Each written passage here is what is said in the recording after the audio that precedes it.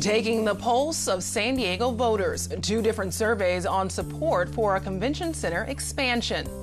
Look after the things of the people that are gone because, you know, we want them to be comfortable. We want them to be, you know, let them know that when he comes back, this stuff will still be here. A last resort for San Diego's growing homeless population. Meet the people building a community inside this North County canyon. And to the stars and beyond, the next generation of astronauts and their San Diego connection. KPBS Evening Edition starts right now.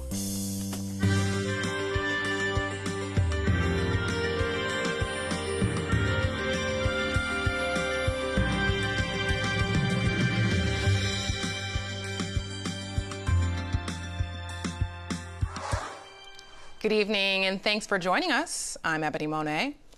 Dueling data about support for a hotel tax increase. A political poll released last month found broad support for the measure to fund a convention center expansion and homeless services. But another out today says the opposite. KPBS reporter Megan Burks has more. My sole focus is on getting more people out of homelessness and into buildings like this. Atmosphere is a 205-unit affordable housing complex that opened downtown last month. 51 of its apartments are set aside for the homeless. Homeless advocate Michael McConnell says an initiative backed by the mayor's office to raise a hotel tax to fund a convention center expansion and solutions to homelessness isn't enough to put a dent in the problem. So right behind us is an example of the cost. $79 million, 51 homeless people off the street.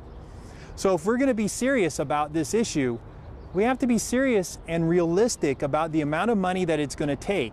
And I wanted to really see, do the voters support that? McConnell privately commissioned and paid for a professional survey of 400 San Diegans. It says there's enough support to pass the hotel tax increase if it were solely for homelessness. The tax increase as proposed today would not pass, McConnell's pollsters say. A separate survey commissioned in March by representatives of the tourism industry showed there is an appetite to fund the convention center in addition to homeless services. The money that the convention center generates in hotel stays and sales tax at restaurants and bars, all that money trickles into our neighborhoods.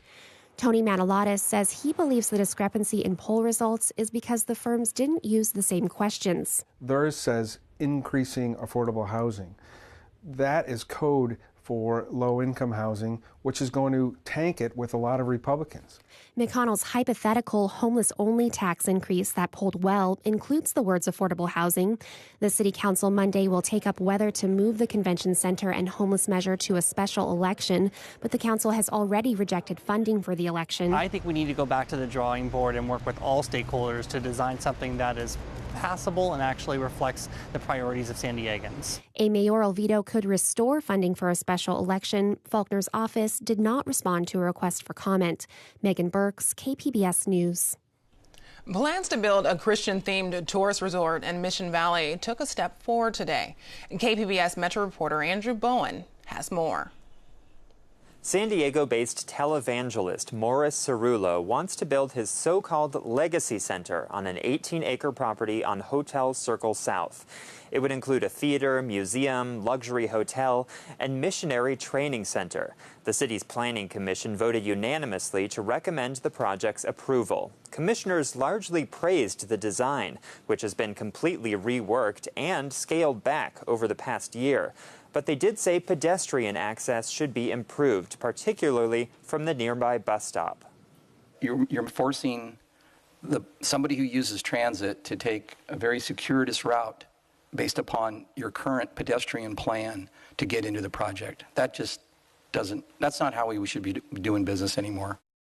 The San Diego City Council will cast a final vote on the project's approval, likely sometime this summer. Andrew Bowen, KPBS News.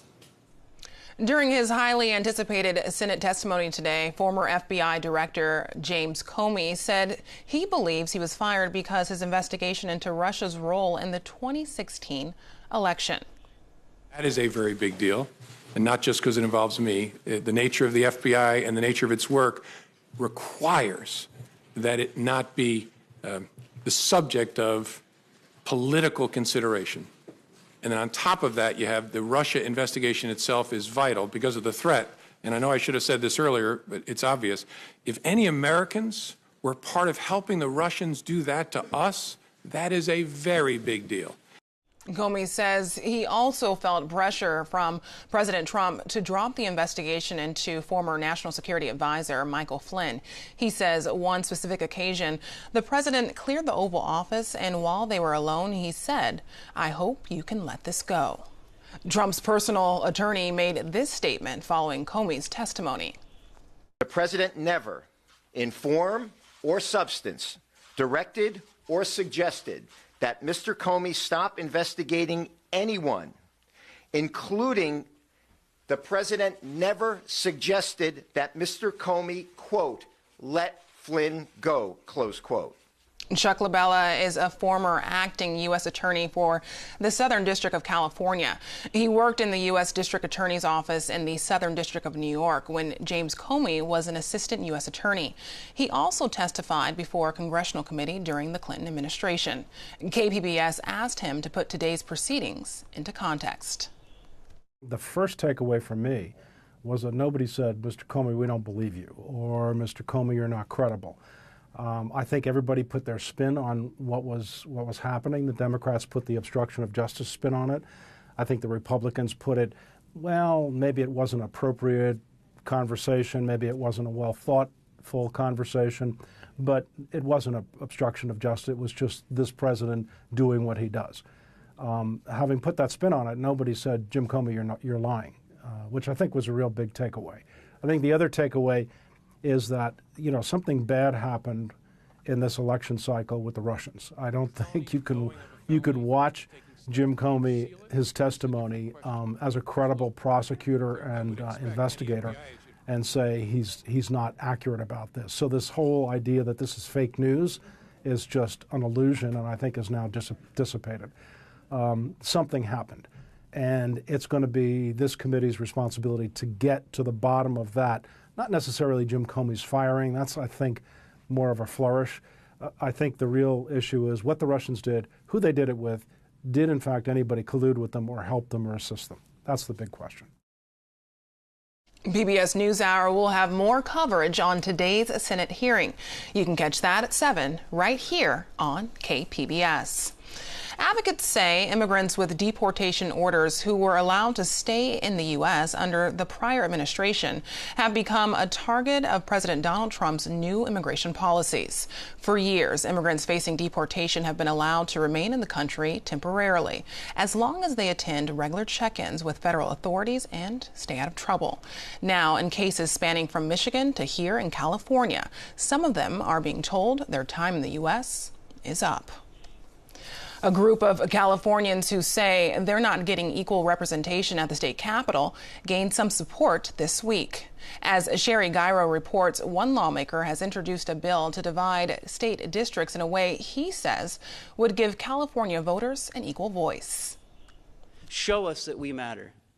And if you don't, isn't it understandable why people want to leave the state? Assemblyman James Gallagher represents several counties in Northern California, rural areas, he says, where farmers and small business owners struggle.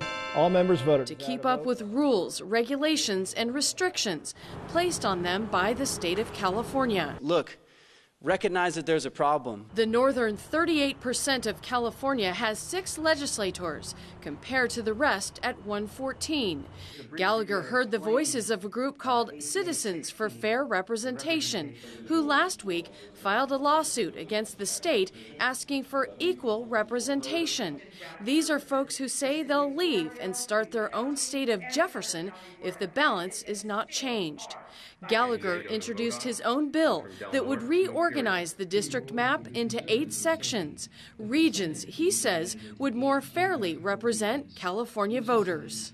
People feel like their voice is not heard. Well, I represent 440,000 people, in my assembly district. The senators represent 1 million people in their districts, right?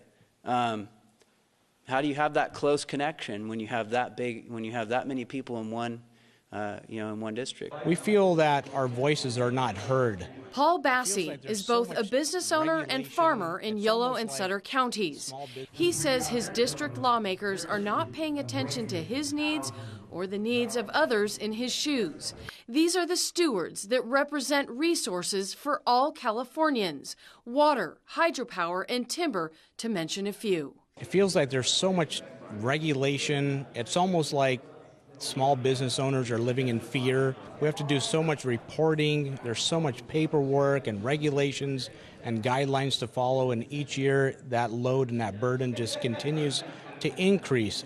Some argue the district splits Gallagher is proposing doesn't make sense, but to him, voters in these areas will be able to elect their own lawmakers who will hopefully fight for what they believe in. From the state capitol, this is Sherry Gyro reporting. Oceanside residents recently showed up at City Hall to demand the City Council do something about the homeless encampments flourishing in neighborhood canyons. I've got emails that say 4 years ago, the place is becoming overrun by addicts and drunks. We must do something. KPBS North County reporter Allison St. John decided to go down to one of the canyon encampments to find out more about who's living there. From the top of the hill, looking down on the canyon that separates Goat Hill Golf Course from Interstate 5, you'd never know there's a hidden homeless community living among the trees. There's a lot of unusual things that happen here. My guide, Jimmy, moved here from another canyon more than a year ago. I like it over here better because of the it's readily accessible to the stores. It's more closer. It's not far out towards the freeway. Jimmy shows me a place where someone lived till quite recently, before the city came down and cleared the area. Tent would be here, small tent. This would be the front. It would come out, maybe come out this way with a tarp. You got the back. There would be like a little kitchenette area.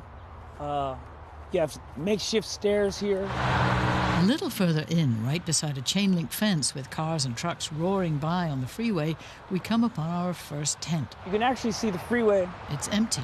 Allison, if you want to come back here, you can. Jimmy says its occupant is off at work for the day, laying tarmac in La Jolla. So we got to take care of this, his property to make sure that when he comes home, he has a house to come to. And we look after the things of the people that are gone because, we want them to be comfortable. We want them to be, let him know that when he comes back, his stuff will still be here.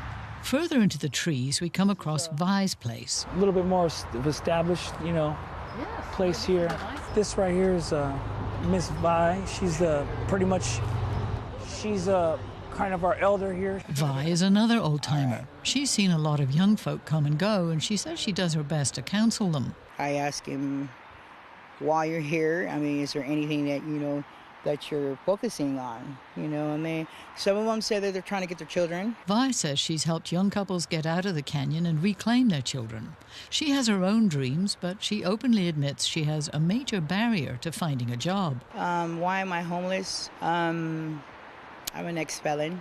But she says she'd like to leave the canyon, finish culinary school, and become a chef. Everything's possible, it's just, it all depends on how determined that you make it possible, A little further in is a compound where Christina lives with her boyfriend. She's lived in the canyon since last summer after she got out of jail for a misdemeanor. I can't get used to this. Yeah. So I really want to go out. I want to get a job and get my kids back and start my life that I had before. Because this is not a life. Living like this is not healthy for anybody. Christina says she was taken in by Child Protective Services as a child, and now her kids have been taken away from her. There's a lot of doors open, but when I try to go and open it, something goes wrong that it closes on me all the time. And I don't know how to open them. This camp in the canyon in Oceanside has become a sort of way station for many of the homeless. At any one time, there could be between 50 and 100 people living down here. But when you talk to them, most of them say they want to find a way out. Well, you heard the jack of all trades. I'm the ace of all trades. I do everything. James, too, has lived here on and off for over a year. Fixing bikes, landscaping, whatever it is. No job too big, no job too small. James and his wife did actually manage to leave the canyon and live in an apartment for a while, but it didn't work out. He's back in the canyon. We don't feel like we're not a part of the community out there. But when it comes to family, this is who we eat with, sleep with, and share with. Even though I will move on, I will always come back. This place right here will always be a part of me. Watch your step. There you go. Jimmy, my guide, says not just anyone can live in this canyon. You have to know someone or build relationships if you expect to stay. His own story explains why he's found it hard to leave. At 14 years old, I was incarcerated for, I shot 2 people in John Landis Park by Tri-City Hospital when I was 14 years old. In self-defense, I ended up going to the California Youth Authority for 10 years. So I left as a child, returned to society as an adult with no kind of experience in life. Now Jimmy has become one of the elders in the encampment.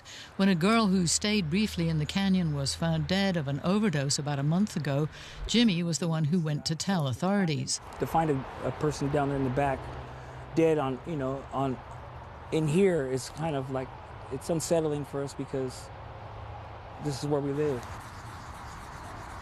He loves the geology of the canyon and working with rocks that he finds. For now, this is his community. Right now, the way it is here in this canyon, I think I'm still needed here. Jimmy doesn't feel needed or wanted in the outside world. When it's time to leave, he walks me back out of the canyon and says goodbye. Allison St. John, KPBS News.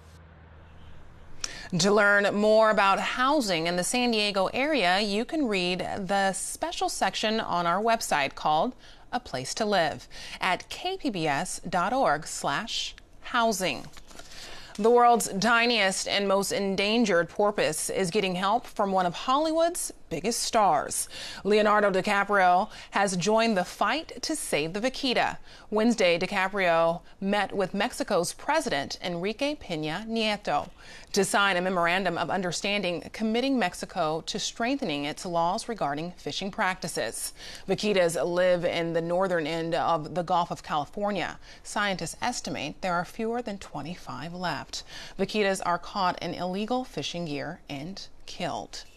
Now, let's take a look at something we haven't seen in a while. The sun.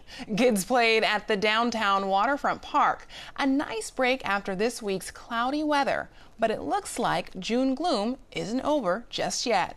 Erin Calandra has tonight's forecast. We have a pretty strong onshore flow, which means we are seeing more clouds than we typically do. Cloudy throughout the day, breaks up a little bit for some sunshine there in the afternoon, but that's the trend we've seen here.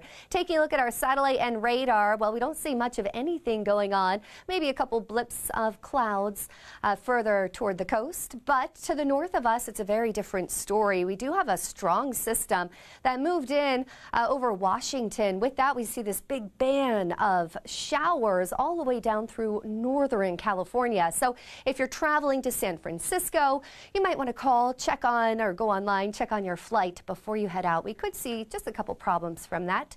Tonight, 61 degrees, low clouds. Again, they're going to be breaking up throughout the day, but it's going to be pretty gloomy for us here in the morning. We can see it right here on the graphics. This is for tonight. As we move further inland, less cloud coverage. So if you're in the mountains, the deserts, you might see a couple stars out there. Borrego Springs, 66 degrees, Mount Laguna, 48, and Poway, 56 degrees for tonight. And this is the trend for Friday. The deserts are really just baking. Very steamy, temperatures in the hundreds. For us along the coast, it's a bit cooler. It's also just a bit windy across some of the deserts and in through some of those mountain passes. For tomorrow, it's going to be a bit cloudy along the coast. As we move inland, those clouds break up.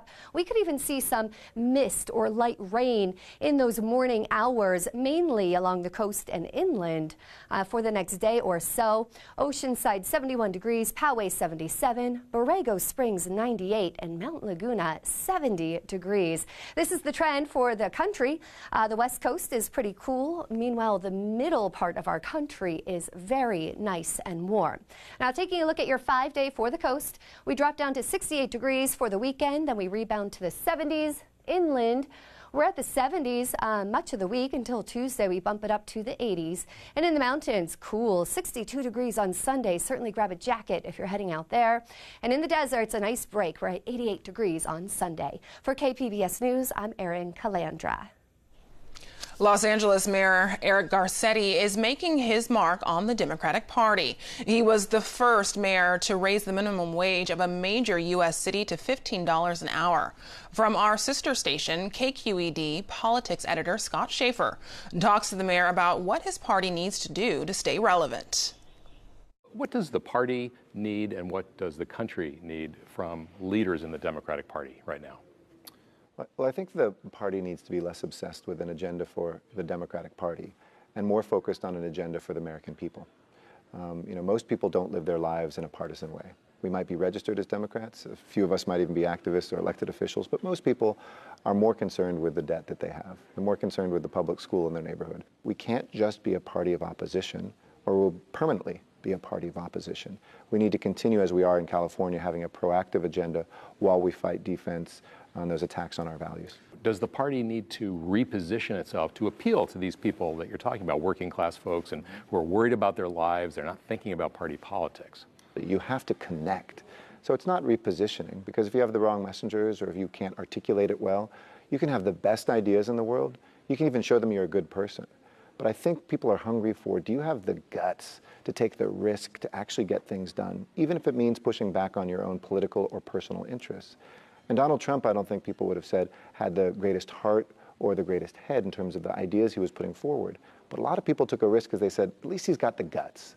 And I think if the Democratic Party doesn't recognize that's what elections are about, at least for president, and then do a lot of the organizing that we got out-organized on, don't take certain states for granted, continue to register people to vote, don't just look at running the TV ads, but actually put the money into what Howard Dean did with a 50-state strategy. California is setting itself up to be the resistance to the Trump administration and the Trump agenda.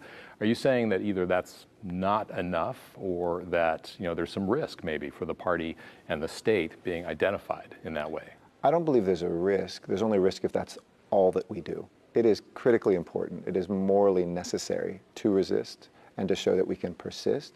But we also have to go further and actually put forward an agenda and show that we're in Los Angeles making the largest municipal utility coal-free if we believe that climate change is real, and we know it is. If we go to a 750,000 person march for women, as we had in LA, the next day we need to help get a woman who's a survivor of domestic violence, living on a tent on a California sidewalk, back into housing and to heal her. There's things every single day that if we are just yelling at our television all day long, we're not doing. Do you think that the election of Donald Trump, who's had no experience in government or the military, I think he's the first president to have experience in neither.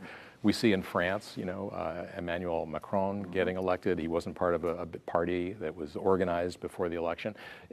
Are voters, do you think, looking for something? Are they open to something at least completely different? People are frustrated with the idea you have to build a resume in a particular way, that you have to wait for that moment. But I would flip that on the other side and say experience really does matter. I think we're seeing that in the White House. There's a prejudice that what I do is very different than what you do as a journalist or an electrician does or a businesswoman does.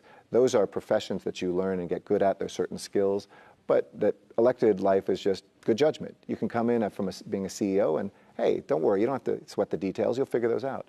Government is as highly complex as any of those professions. I'm better at it today than I was yesterday. And I think that we need to make sure that we remind people having some experience really counts. It doesn't have to be in a prescribed way, but you have to know what the Constitution is about, what the courts will say, that there's a bureaucracy, how to work with people in Congress.